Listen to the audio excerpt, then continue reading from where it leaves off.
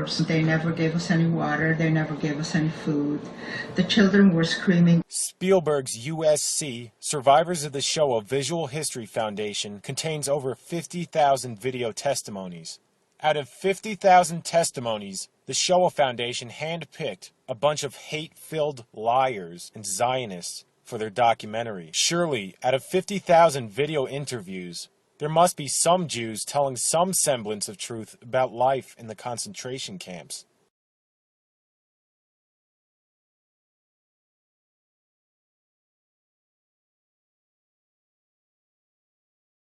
We also had an orchestra where some of the musicians stood together, and one musician was so good that he had the instruments playing and he wrote the notes, so later on we had a band who played over the weekend. And that was, of course, helping us. You know, we also did plays and stuff. Were there any cultural activities happening in Auschwitz? Yes. I told you we had a piano put into not just a piano, a grand piano was brought into Block 1. Once that was built, that new block, the downstairs room was assigned for theater. When he wanted to build a stage curtain in that new Block 1, which was the big dining room was going to be also with a stage, so performances could be done for women there, cultural. He said, for heaven's sake, isn't there anybody here who can help me sew on these curtain rings for the stage? I do it for you, he says. And I came forward and I helped him with the curtain stage, and that was wonderful because I had a man sitting across me for a change. And my roommate is in charge of work assignments, and if you happen to know music, what instruments do you play? I said, I learned piano, but not good enough for an orchestra. I can tell you that right now. And he said, well, then maybe you know the notes. I said, yes. He said, well, then I can use you, because we have to write it from the original music piece, what the director gets, to the instruments.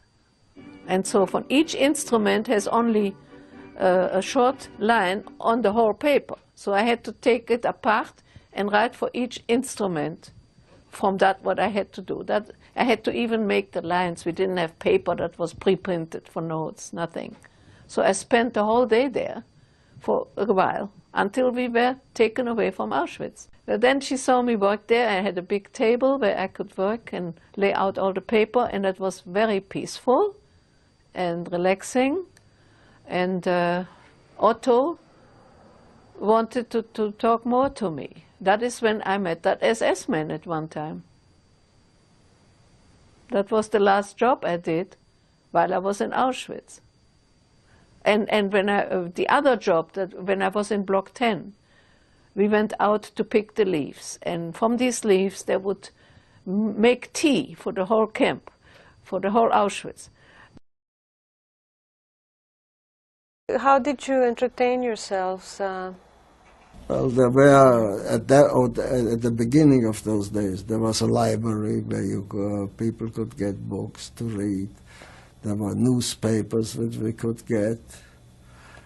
And also among ourselves, sometimes we had a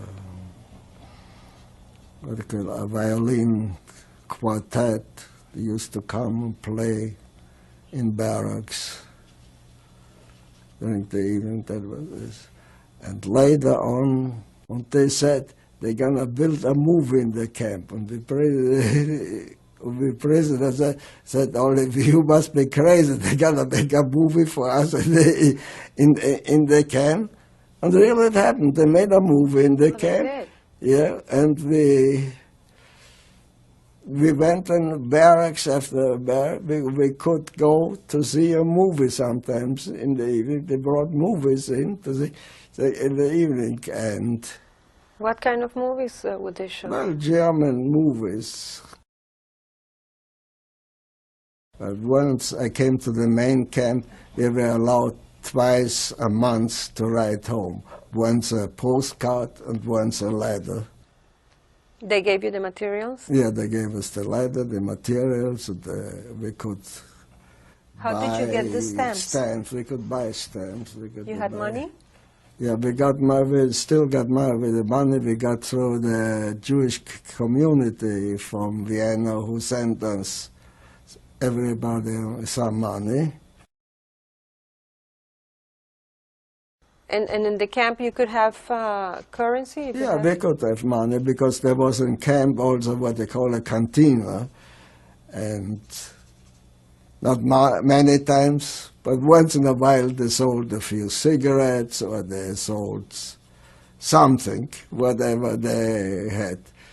So if you had money, you could buy in the cantina there. Food, there wasn't really any food, really. They usually sold, and sometimes they sold some weak beer, they sold also in the cantina. Yeah. But not really anything else, not much, mostly cigarettes. And when you went to the movies, did you have to pay? Yes, we had to pay. After the money stopped, the regular money stopped, we got paid in coupons then. Paid for your work? But I don't know if it was for whatever we got paid for in coupons, which were redeemable in the cantina if they had something.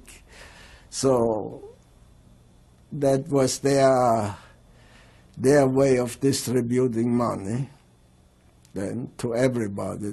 Everybody got this money then. Of course, what we did is for the weekends we got together, we got a group of us together, and we made a soccer team, which was a little later, where we played soccer. Well, it's amazing that there would be a soccer team, that there'd be enough energy left to do something like that. Well, I don't think we were quite as energetic as we were with the other regular team, but we did something to, it kept our mind off of the problems we had. You mentioned to me the other day that Monowitz was like a college library. Well, that was... In what way? Especially the Germans start losing the war, 1943, 1944. So 1944, we had soccer games in Gross-Rosen. Soccer teams, we organized very well. Soccer teams, each nationality organized a soccer team. And we organized our equipment, everything, and play soccer on the assembly line, on the assembly place. So, in Gross-Rosen? In Gross-Rosen. So, that much freer was. But it was 1944. The Russians already pushed away, Americans already invaded from the other side, so they had to give more freedom. But there was much more freedom, and food didn't improve very much because simple reason they didn't have it very much themselves. So. Did the civilians try to help you at all? Did they trade goods for things? It's as I say, that we have almost everything what we wanted for that soccer teams, from the civilians, from outside civilians. But that was strictly on the cover. The SS didn't know that. They knew it, but they didn't do much about it because they knew the war was almost over. So they didn't. They even played soccer with us. That just to make the story funny, that whole incident funny. That one time the Polish team played against German teams, and one of this top enlisted SS men decided he wants to play for the Polish team. So we say, okay, you can play for us. And then the commandant, SS commandant, he was like a captain. He decided to want to play for the German team. So he went in the field. I think they were a little bit tipsy. How did you feel about that? And the funny part of it, we said, just let them play. They play almost by themselves. We just run around them. But that was one of this incident which stuck so funny in it. But that's happened. So, but it was 1944, so it almost things came to a close. So is what you're saying then that the closer the end of the war came, pressure was let up rather than becoming more cruel or... In our camp, pressure, you did feel the pressure laid up. The big problem is that the Auschwitz soccer field was right next to the so-called genocidal gas chambers and would be in full view of the so-called final solution. Freddie Hirsch called me to the children's barracks. He was heading then, and he asked me if I could paint something on the wall for the children. And I said, well, if you can get the materials. He said, I'll get the materials. I said, okay. And then a very handsome young blonde man from the men's camp came over one day, and Freddie Hirsch called me to come and meet him, and he asked me what I need. So I said, well, if I can get any wall paints, so any tempera paints, I would like those, if you can get me some. And he said, yes, anything you want. And so before I knew it, Freddie had the stuff ready for me, and I started painting. At first, not knowing what, I looked at that huge drab, it was kind of olive colored, like all the barracks were, wall, and I thought, well, the thing to do is to make it look like we are in a Swiss chalet on the deck, and there is a balustrade with flowers on, flower pots on it, and we are looking out at the beautiful meadows and maybe see some cows and sheep and stuff. And I started painting. And then afterwards, far in the distance, I was putting some sheep and some cows. And then I noticed that all the kids were standing around me, behind me. So I turned around and I asked them if they would, do they have any special wish what to put in that meadow? And they said, Snow White and the Seven Dwarfs. And that was a very surprising answer. So I made a painting of Dopey standing on another dwarf's head with a cloak around him, so he looked like a tall guy, so he would be as tall as Snow White. And they were dancing together, and the shoes, those soft shoes and everything. And the kids loved it, and I made some other dwarfs around, one who was playing the accordion. I think that was Grumpy, the mean one, and the professor with the glasses. I made almost all the dwarfs standing around. Some of them were clapping, and that's what the kids liked. I now understand that there was another painter who continued something, painting on the walls after I've left. I don't know about that. When you were in the process of doing that, what did it do not only for you, but for the children? On an emotional level? Well, it did several things, not just emotional, but the children then wrote a play which was a satire of Snow White and the Seven Dwarfs. So I figured out a way of making a crown out of paper, and the kids were painting it gold and putting like jewels on it. And then I took some paper strips and I painted them with a black paint.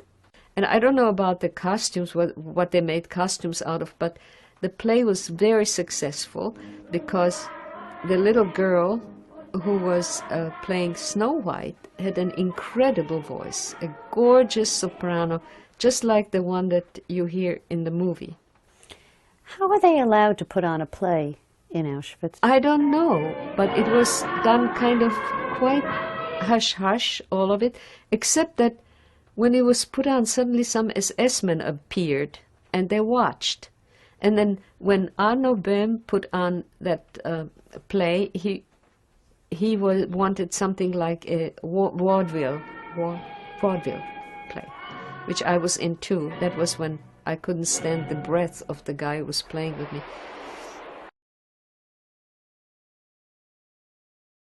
What was the process for the casting? I mean, how were people selected to be in this play or that play?